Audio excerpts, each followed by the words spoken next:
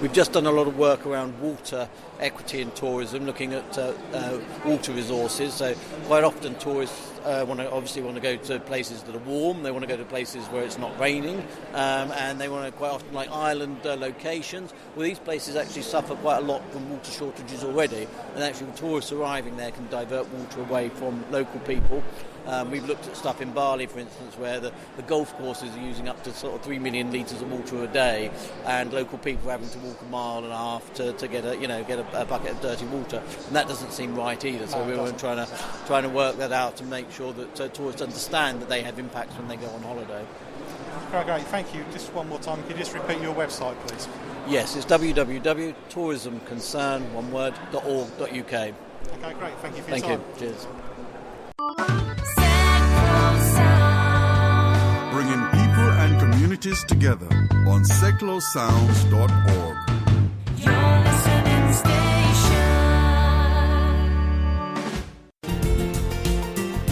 You can contact us or just keep up to date with travel news at facebook.com/John Guinn Travel Show.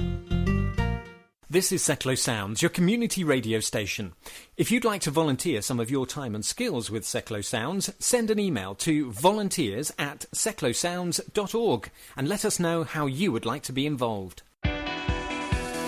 MK Flyers Online, the fast and simple way to find any kind of business or service locally.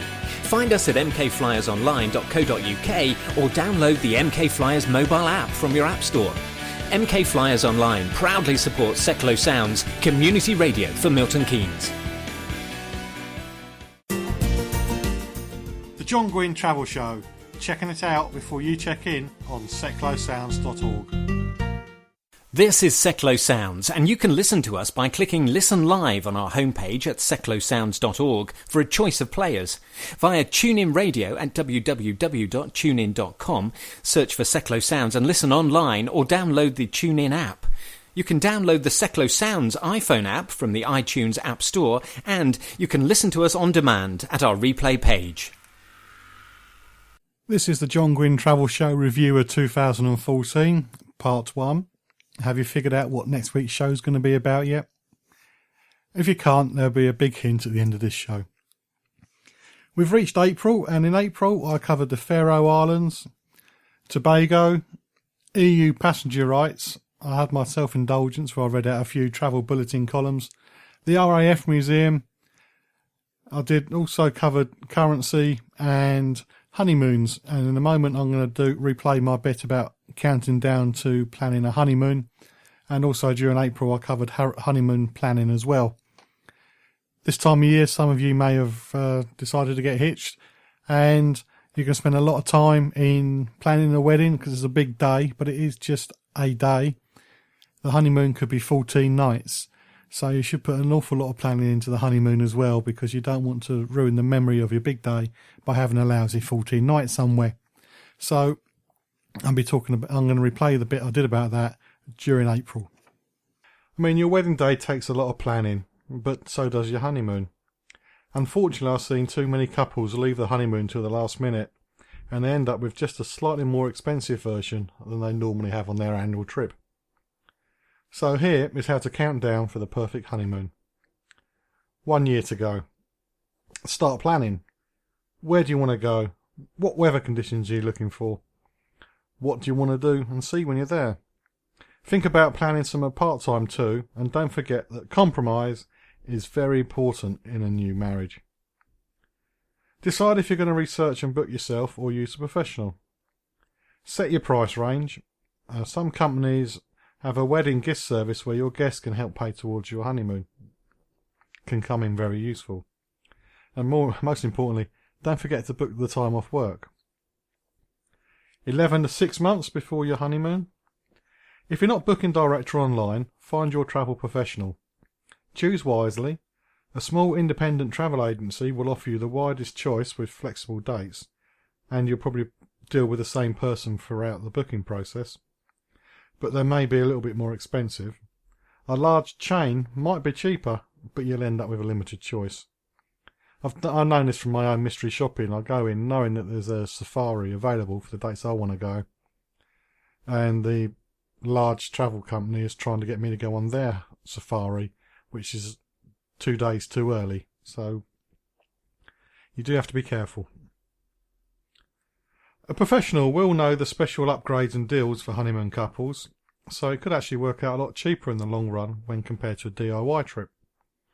And don't forget about the wedding list option as well, see if they have that as an available option. Book as far in advance as possible to ensure that you get the trip you want, and there are only so many honeymoon suites and upgrades, so make sure that they all have your name on. And when you book, check all the paperwork carefully to make sure that the names are spelled correctly and you know when the balance has to be paid. Don't make the mistake of booking the bride under her new married name. Wait until after you've come back to change the passport. And of course, don't forget to sort out the travel insurance just in case you need to cancel for any reason. 5 to 3 months before the big day. The simple checks to carry out, which if you do this far in advance aren't a problem, but forget these and do them last minute, then all your plans could go terribly wrong. And these checks are, well, check your passport. Does it have enough life left in it? The usual requirement is 6 months left in the life of the passport after the date of your return.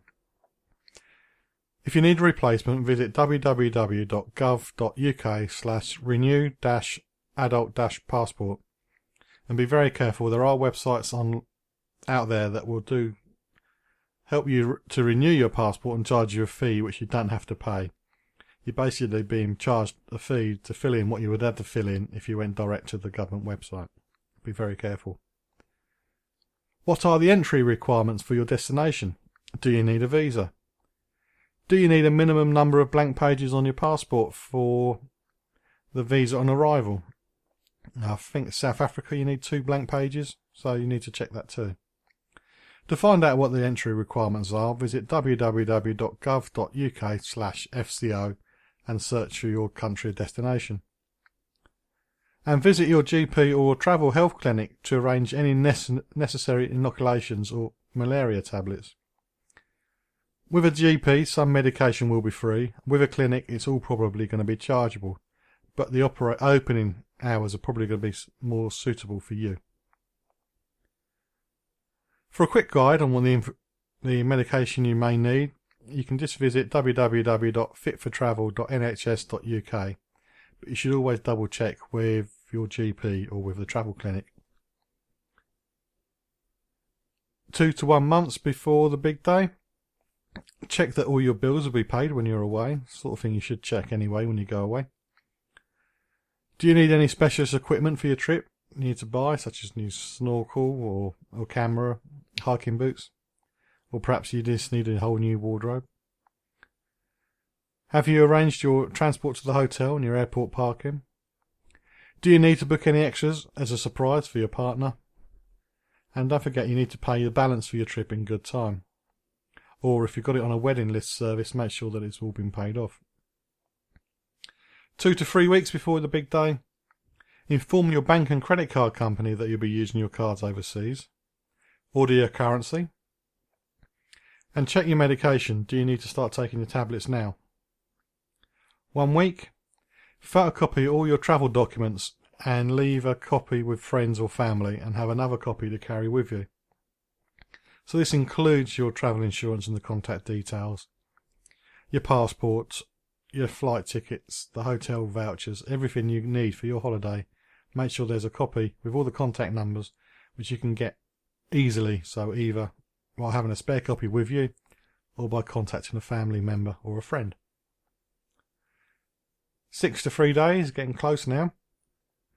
Make sure you've charged Make sure you've charged all your camera equipment, iPods, iPads, etc. Write a packing list. Make sure everything you need is on that list, and then pack. And check that you haven't gone over your allowance for luggage. If you're on a safari, the little planes have a lot less allowance, so you need to pack for the smallest amount of your whole trip. I think that makes sense. And check your wedding guest list to make sure you get a photograph to send to the right person. So if somebody's paid for you to go on a balloon trip on a safari, make sure you can get photographs and send them to the person who paid for it. And then one day they go, check in online as early as possible. Just make sure you get the best seats if you haven't been able to choose your seat already. And don't forget to relax and enjoy your trip. This is Seklo Sounds. Join us every Wednesday at 7 p.m. for 1 hour in the company of Harry and Edna on the Wireless, exploring all aspects of the vintage scene and playing tip-top gramophone tunes.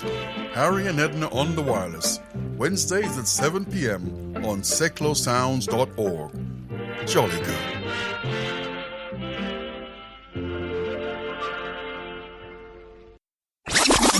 Sound the big thing now. Hi, blessings to each and every one of you.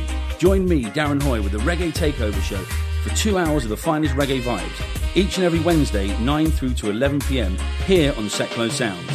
Don't miss out on your weekly Sunshine Fix, featuring roots, rude boy, dub, lovers rock, ska, one drop, and much, much more. So go on, give your sound system a treat. Join me, wind down low, and skank the night away. One love. That's Wednesdays, 9 through to 11 p.m, live on Seklo Sounds. It's a top, my selector.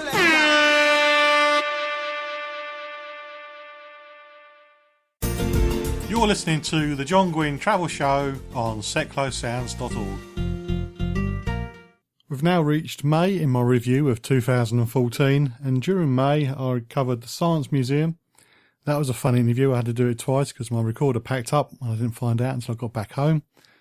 Jordan's Mill, which is a little attraction near Biggleswade. The National Hurricane Centre in Miami. It turned out that this year wasn't a very busy year for hurricanes, but these are the people who measure that sort of thing. Ripley's, who we're going to be talking about in a few moments. Ripley's, believe it or not. I spoke to the Gatwick Conservation Committee, who are campaigning against Gatwick expansion and Heathrow as it goes. I talked about the Thailand coup. There's a scam about Atoll, so we've covered that too. And also how to look after yourself if you've got travelled tum. But anyway, I'm now going to be playing part of an interview I did with Ali Gooder from Ripley's Believe It or Not. They have an attraction in London. And I think it's correct by saying it's the only attraction that's open on Christmas Day in London. So we're now going to be having a brief introduction into Ripley's Believe It or Not in London. And of course, we want to find out about this place. Did Ripley actually exist? Yes, he was. Our founder, Robert Ripley, was a cartoonist, an adventurer, and a collector of the unusual. And he dedicated his life to travelling and reporting on unbelievable things and exotic locations all over the world. His collections were celebrated around the world and displayed during the 1930s and 40s in a number of fairs, bringing the world to the public at a time where actually international travel was still very much a luxury. So there's been some shows of these wonderful things in the past, but when did the very first Ripley's Believe It or Not open? Well, after Robert Ripley's death in 1949, the Ripley's Believe It or Not attractions were created to display his collections and continue his legacy on. They started predominantly in North America, but from then 33 Ripleys have been opened around the world, including Canada, Denmark, Thailand and Australia, to name a few. Out of these 33, are there any that have a unique exhibit just for that particular location, or are they pretty much the same?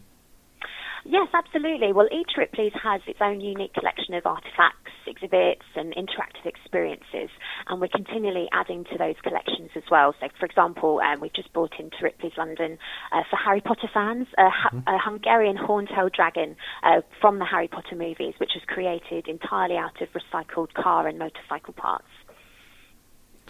I could do one of them in my room, actually. We have a lot of recycled sculptures, actually. We've got a toy boy made up of unusual toys from childhood memories. So we've got Game Gears in there, Power Rangers, and we've got a gorilla made up of car bumpers. So a lot of kind of inspirational sculptures in Ripley's as well. I was just making a note of my Christmas list as you were going through those. I could do one of it. The one in London, when did it open? Well, London, we actually opened back in 2008, and this summer we're celebrating 6 years in the capital, which we're very proud